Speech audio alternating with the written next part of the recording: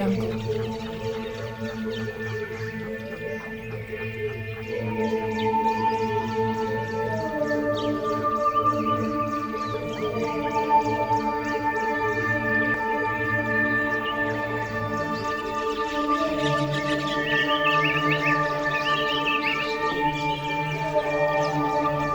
Assalamu alaikum, my exclusive viewers. Hi, this is Shahriar and welcome from Rangamati.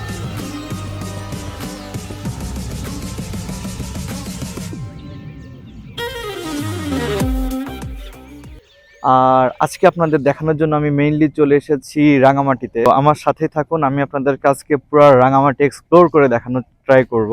যেটা বলার মতোই না, সেটা হচ্ছে আমার কালকে রাতে কোনো প্ল্যানই ছিল না বের হওয়ার রাঙামাটিতে, বাট অ্যাকচুয়ালি ভালো লাগতেছিল না, মন উসখুস উসখুস করতেছিল যে কি করি। পরে সেই বলে না, আমরা যেটা বলে যে পায়ে ধরে টান মারতেছে, শয়তানি নাড়ানাড়ি করতেছে, এই জন্য বের হয়ে চলে আসছি আজকে ঘোরার জন্য। আজকে আমি মেইনলি আমার প্ল্যান আছে শুভলং ঝর্ণাতে যাব, তারপর হচ্ছে আদিবাসী গ্রাম, আদিবাসীদের যে বাজার আছে সেটা, সাথে স্বর্ণ মন্দির, ঝুলন্ত ব্রিজ, এই জিনিসগুলো আজকে এক্সপ্লোর করার চেষ্টা করব। তো আপনারা আমার সাথে থাকুন আর দেখে থাকুন।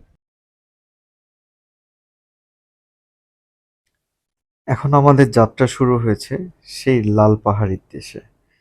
সত্যি কথা বলতে আমার এতটা বেশি এক্সপেকটেশন ছিল না, কিন্তু যতই আমি রাঙামাটির কাছাকাছি যাচ্ছিলাম, মাটির একটা আলাদা গন্ধ টের পাচ্ছিলাম। অনেক আদিম, কিন্তু খুব সরল আর খুব আপন। কেমন একটা গন্ধ যেন।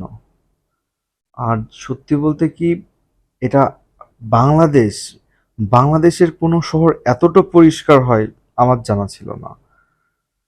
আর এই কাপ্তাই লেক এত বিশাল কেন একটা লেক, এত বিশাল, যেটার কোনো কুল কিনারে আমি করতে পারলাম না। যেদিকে চোখ যায় শুধু ধুধু পানি আর পানি, আর দূরে ছোট ছোট পর্বতমালা। চলে এসেছি, মনে হচ্ছে যেন আমি থাইল্যান্ডের ফুকেটে চলে এসেছি।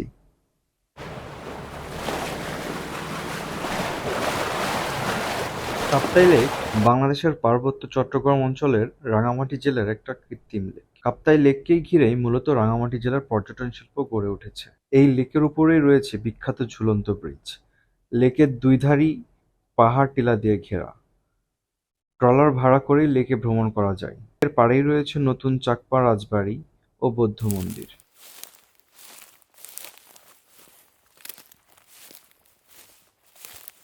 তো এখন আমরা আসছি মূলত ব্রেকফাস্ট করার জন্য। প্রথমে আমরা ব্রেকফাস্ট করতে চলে আসছি। তো আমাদের সামনে একটা রেস্টুরেন্ট আছে, এটা আপনাদেরকে আমরা দেখাচ্ছি। এই রেস্টুরেন্টে এখন আমরা ব্রেকফাস্ট করব। ব্রেকফাস্ট করে আমরা রওনা দেবো শুভলং ঝর্ণার উদ্দেশ্যে।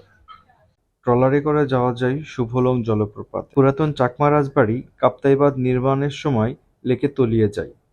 রাজবন বিহার বাংলাদেশে বৌদ্ধ সম্প্রদায়ের বৃহত্তম বিহার। রাঙামাটি শহরের অদূরেই অবস্থিত, যা পুণ্যার্থী এবং দর্শনার্থীদের অন্যতম আকর্ষণীয় স্থান। কাপ্তাই লেক এর পাশেই রয়েছে বিখ্যাত বেয়ান্নে ক্যাফে। আমি মূলত এখন আছি কাপ্তাই লেকের উপরে। আর এটা হচ্ছে রাঙামাটি জেলার একটা কৃত্রিম লেক।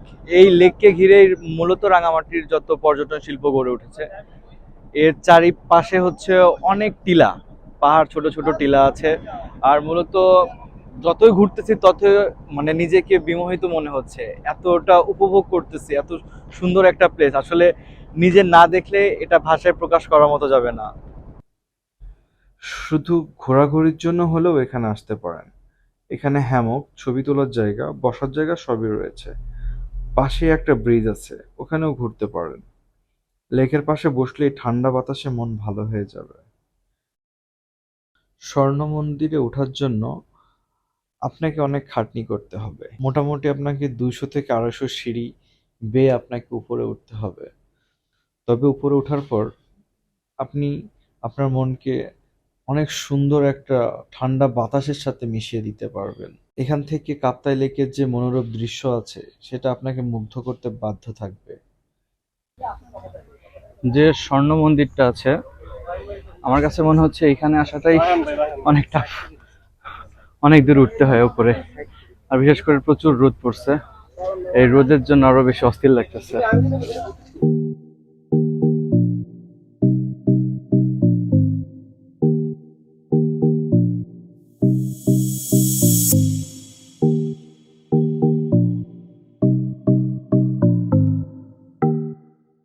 স্বর্ণ মন্দিরের নিচে রয়েছে আদিবাসীদের বাজার। সেখানে আপনারা অনেক রকমের জিনিস পেয়ে যাবেন। এখানে আপনারা যদি ডাব এবং জাম্বুরা, আনারস খেতে চান সেটা খেতে পারবেন। আনারসগুলোর মূল্য 10 টাকা থেকে শুরু করে 30 টাকা পর্যন্ত। ডাবের প্রাইস 80 টাকা থেকে শুরু করে 120 টাকা পর্যন্ত। তবে একটা ডাবের সাইজ অনেক বড়, যেটা সচরাচর দেখা যায় না। স্বর্ণ মন্দির থেকে এখন আমরা চলে এসেছি পাহাড়ি আদিবাসী গ্রামে।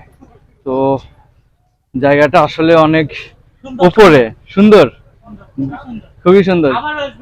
আবারও আসবেন? আচ্ছা, উপরে যেয়ে দেখি আসলে, কিন্তু অনেক কষ্ট, বিশেষ করে রোদের সময়।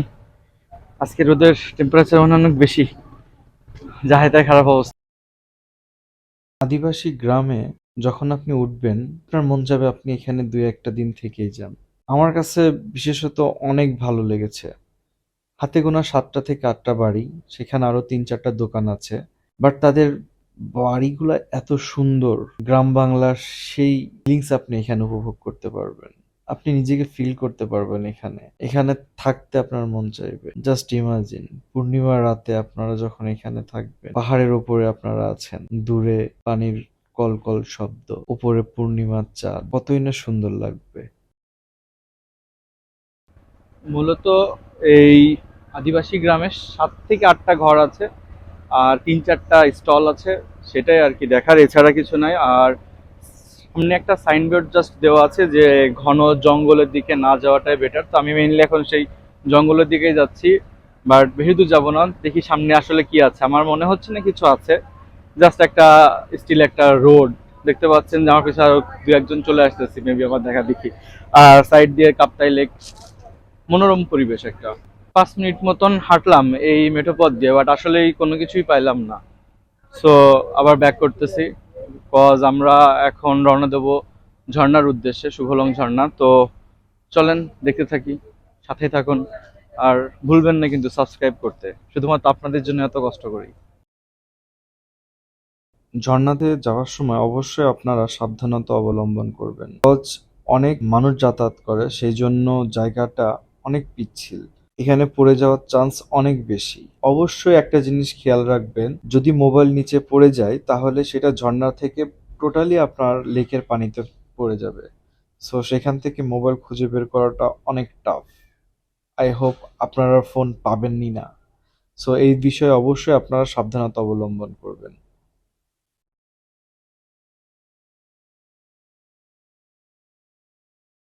শুভলং ঝর্ণা রাঙামাটি জেলার বড়কোল উপজেলার মধ্যেই পড়েছে। এই ঝর্ণার নির্মল জলধারা পর্যটকদের হৃদয়ে এক ভিন্ন অনুভূতির কাঁপন তোলে। ভরা বর্ষা মৌসুমে শুভলং ঝর্ণার জলধারা প্রায় 300 ফুট উঁচু থেকে নিচে আছড়ে পড়ে এবং অপূর্ব সুরের মূর্ছনায় পর্যটকদের সচেতনে মুগ্ধ করে।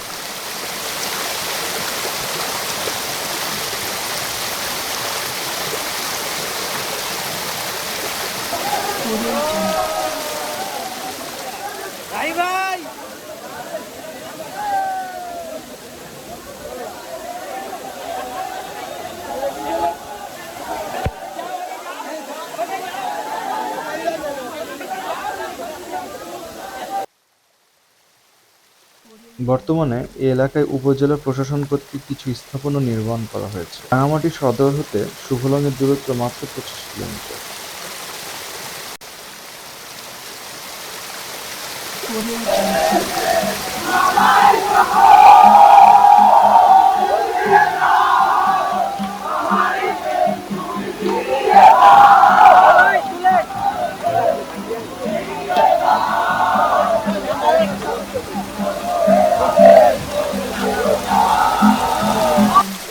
জলপথে পাহাড়ের বুক চিরে আঁকাবাঁকা চলার পথে যাওয়ার সময় রাঙামাটির অপার সৌন্দর্য চোখে পড়বে।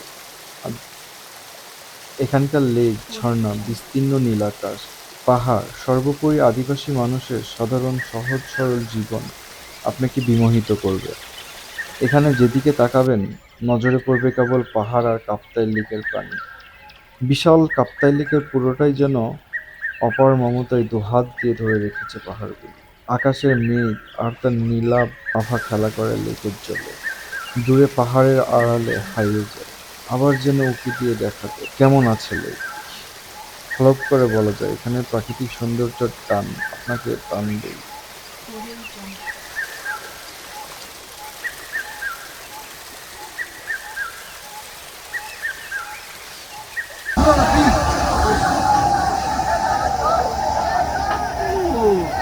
সেই এক্সপিরিয়েন্স করে যাচ্ছি।